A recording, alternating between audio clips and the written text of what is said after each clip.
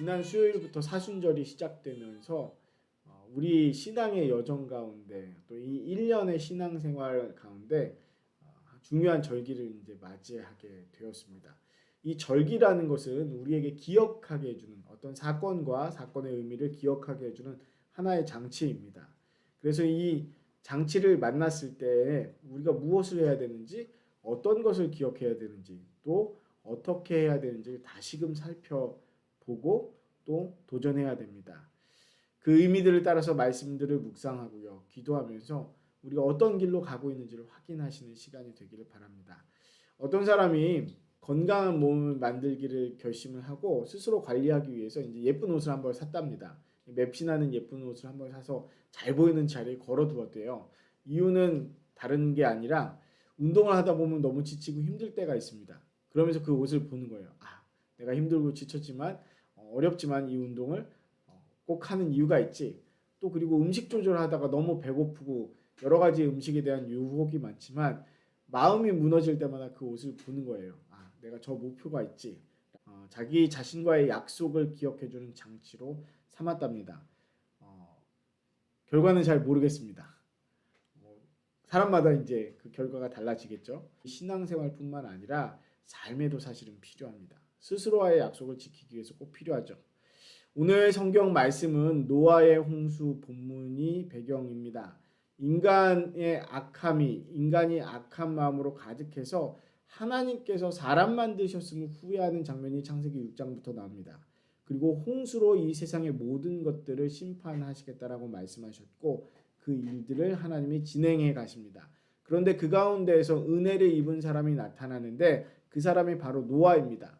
하나님께서는 노아와 노아의 가족들을 방주로 구원하셨고 지상과 공중에 숨쉬는 생명체들을 함께 살려주셨습니다. 그리고 그 참혹한 홍수가 끝나고 나서 노아가 그 가족들과 함께 나와서 첫 번째 했던 일이 제사를, 즉 예배를 드린 일입니다. 그 제물의 향기를 받으시면서 하나님께서 이렇게 말씀하십니다. 창세기 8장 21절 말씀인데요. 여호와께서 그 향기를 받으시고 그 중심에 이르시되 내가 다시는 사람으로 말미암아 땅을 저주하지 아니하리니 이는 사람의 마음이 계획하는 바가 어려서부터 악함이라. 내가 전에 행한 것 같이 모든 생물을 다시 멸하지 아니하리니. 아멘. 하나님께서 심판을 결정하시고 홍수로 심판하셨지만 그 일을 다시 반복하시지 않겠다라고 결심하신 것입니다. 한 가지 기억해야 될 것이 바로 하나님께서 결심하셨다는 것입니다. 인간의 악함은 사실 바꿀 수 있는 것이 아니라고 성경은 말합니다. 예레미야 13장 23절에는 이런 표현으로 나와 있습니다. 구스인이 그의 피부를, 표범이 그의 반점을 변하게 할 수 있느냐? 할 수 있을진데 악에 익숙한 너희도 선을 행할 수 있으리라. 아멘. 구스인이라고 하면 그 아프리카계 사람들을 말하죠. 그 검은 피부를 바꿀 수 없다는 겁니다. 표범에게 그 반점을 이제 뺄 수 없습니다. 그려놓은 것이 아니기 때문이죠.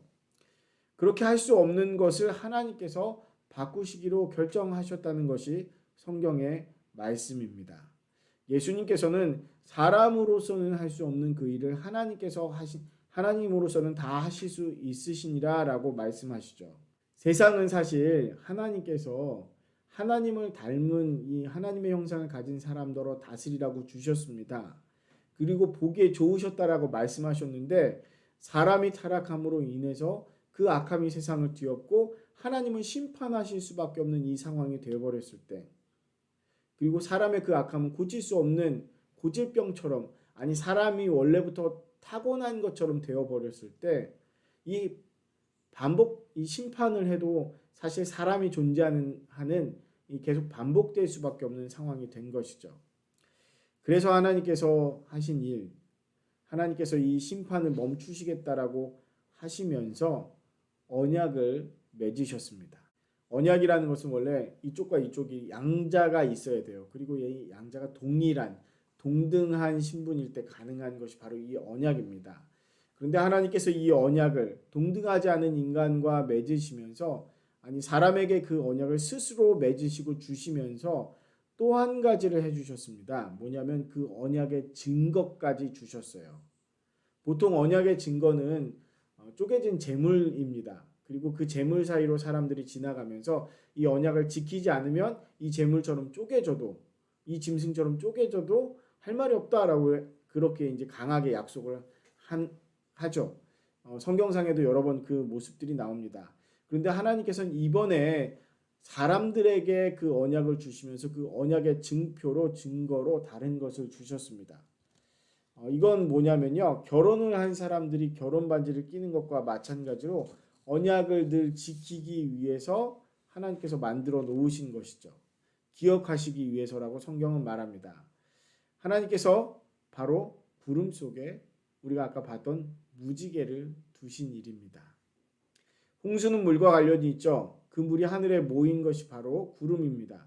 그 구름 사이에 무지개를 두신 것은 사람과 모든 생명체들을 다시는 이 홍수로 멸망시키지 않겠다는 하나님의 언약, 그리고 그 언약을 기억하기 위한 하나님의 의지의 표현이시고 장치입니다. 물론 하나님께서 기억력이 나쁘셔서 그 무지개를 구름 사이에 두신 것은 아니시죠. 오히려 우리가 그 무지개를 보면서 하나님이 약속하셨고 하나님은 지금도 그 약속을 지키고 계신다, 하나님이 기억하고 계신다는 것을 우리가 사실은 확인하게 됩니다. 이 무지개를 보면서 사실은 우리는 희망을 갖고 새로운 시작을 합니다. 그런데 이 무지개로 번역된 이 단어의 히브리어 원어는요, 활입니다. 활은 뭐죠? 영어로는 내 활이라고 하나님께서 말씀하시는데 활은 전쟁의 무기입니다. 고대 시대의 주요한 무기였던 활은, 특히 왕이나 높은 사람들이 가지고 있었던 활은 화려합니다. 그런데 성경에서는 이 활로 말미암아서 고난과 고통 가운데 있는 자기 자신을 표현하는 내용들이 있습니다. 하나님께서 하나님의 활로 나를 쏘셨으니, 뭐 이런 표현들이 있죠. 그렇게 이 하나님의 활, 심판과 또 하나님의 공격의 무기이신 이 활을 하나님께서는 구름 사이에 걸어두셨습니다. 전쟁과 심판의 무기를 손에서 놓으시고 그것을 걸어두심으로 기억하시는 장치로 바꾸신 것입니다. 그 활을 보시면서 하나님은 어떤 마음을 품고 계실까요? 이들은 악하다, 이들은 심판받아야 한다, 이런 것이 아닌, 내가 그들을 품기로 했고 내가 그들을 사랑하기로 했고 내가 그들을 지키기로 했다라는 하나님의 사랑을 기억하시는 것입니다. 하나님께서 예수님을 우리에게 보내신 이유는 멸망하게 하시기 위함이 아니라고 성경은 말합니다. 어떤 사람들은 예수님을 믿지 않으면 지옥 간다면 왜 일부러 예수님을 그렇게 보내서 이런 어려운 일들을 만드시냐라고 얘기하는 사람들이 있습니다. 그러나 성경을 살펴보면 이미 멸망 가운데, 이미 심판 가운데 있는 우리를 구원하시기 위해서 예수님을 보내신 것입니다. 그냥 그 길을 가면 심판이고 멸망이지만 예수님을 따라가면 그 길에서 벗어나 심판과 멸망에서 벗어나 생명과 영생으로 가는 길을 가게 되는 것이죠. 그런데 그 일이 어디서 일어납니까? 바로 십자가의 사건에서 일어납니다. 우리 구약성경 신명기 21장 22절부터 23절을 말씀을 잠깐 함께 보겠습니다. 사람이 만일 죽을 죄를 범함으로 내가 그를 죽여 나무 위에 달거든 그 시체를 나무 위에 밤새도록 두지 말고 그날에 장사하여 내 하나님 여호와께서 내게 기업으로 주시는 땅을 더럽히지 말라. 나무에 달린 자는 하나님께 저주를 받았음이니라. 아멘.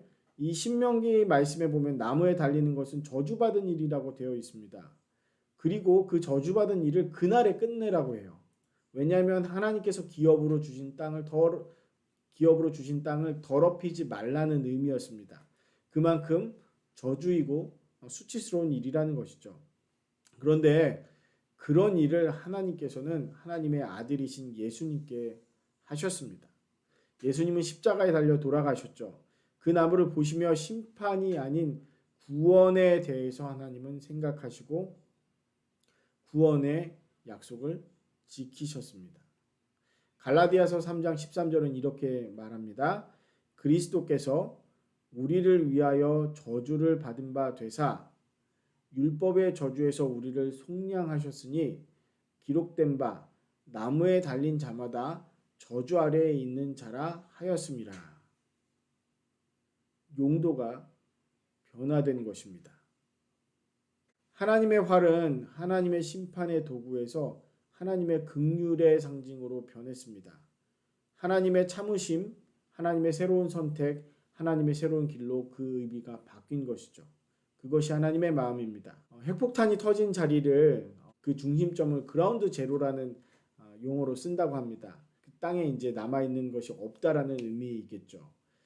미국에서 2001년에 9.11 테러 사건이 발생하면서 쌍둥이 빌딩, 그 세계무역기구 센터가 무너졌습니다. 그 무너짐이 너무 심해서 이제 아무것도 남는 것이 없었죠. 그리고 그것을 그라운드 제로라고 부르면서 사람들이 박물관을 그곳에 지어놨습니다. 그러면서 여러 가지 생각들을 아마 했을 것입니다. 그런데 분명한 것은 테러가 있었던 그 자리에 간 사람들은 평화가 꼭 필요하다는 사실을 기억하는 자리가 됐습니다. 하나님은 전능하고 영원하신 하나님이십니다.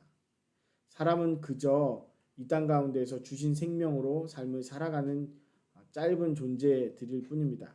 그러나 그런 사람을, 그것도 그 짧은 인생을 살면서도 마음으로부터 악한 그 사람을 사랑하시는데 하나님께서는 모든 것을 거셨습니다. 심판의 도구는, 공격의 도구는 하늘에 걸어두시고 다른 방법을 찾겠노라고 선언하신 것입니다.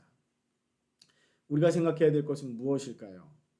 두 가지를 생각했으면 좋겠습니다. 늘 드리는 말씀이지만 십자가의 의미를 먼저 생각하셨으면 좋겠습니다. 내가 죽어야 하는 그 십자가의 자리에서 주님이 대신 죽으셨고 하나님은 그 형벌의 십자가를 나를 구원하시는 사랑의 징표로 바꾸셨습니다. 사랑의 징표로 기억하시는 것입니다. 하나님께서 나를 그만큼 사랑하신다는 것이죠. 다른 하나는요, 나에게 있는 힘이나 도구를 다른 사람을 사랑하겠다는 약속의 증거로 우리도 바꾸어 보는 것입니다. 사랑하며 살겠다는 약속을 기억하도록 내 삶에 걸어둘 것은 무엇이 있겠습니까? 내가 의지했던 것, 내가 내 힘이라고 생각했던 것, 내가 이것으로 이길 수 있다고 생각했던 것들을 오히려 걸어놓고, 오히려 내려놓고 그것을 볼 때마다 하나님의 마음을, 또 그리고 내가 사랑해야 될 사람에 대한 마음을 다시금 확인하고 기억하시는 저와 여러분이 되시기를 주님의 이름으로 축원합니다. 기도하겠습니다. 주님, 주님의 심판의 활을 우리를 위한 언약, 그것을 기억하는 장치로 바꾸어 주시니 감사드립니다. 십자가를 보시며 우리의 죄와 허물이 아닌 아버지의 사랑과 희생을 기억합니다. 우리의 삶에도 그 주님의 사랑과 평화를 기억하며 살아가도록 우리를 인도하여 주시옵소서. 예수 그리스도의 이름으로 기도드립니다. 아멘.